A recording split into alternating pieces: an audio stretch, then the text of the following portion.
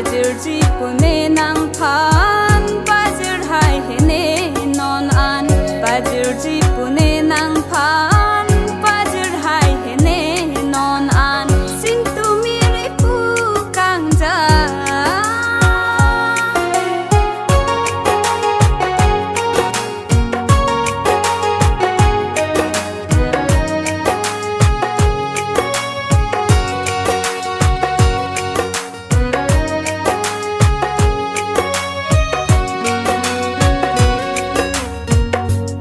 Nang nirun ke wang ne tang le le nang ne phan la le ne sing ve kang sam long chora lang den che man char nam ju ji pu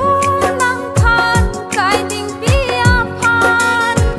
nang le man te ne sang man sing reng me ji ne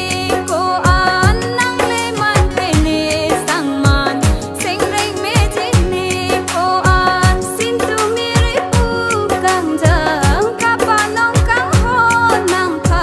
Pajirji pune nang phan Pajir hai hene non an Pajirji pune nang phan Pajir hai hene non an Sin tu miri pu kang ja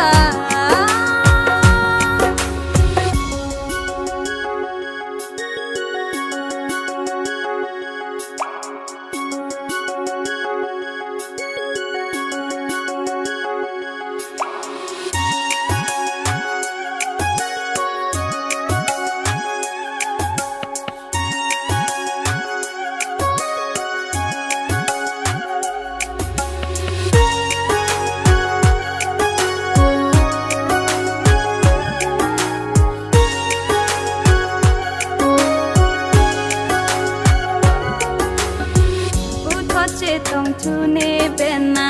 che tha ne cha na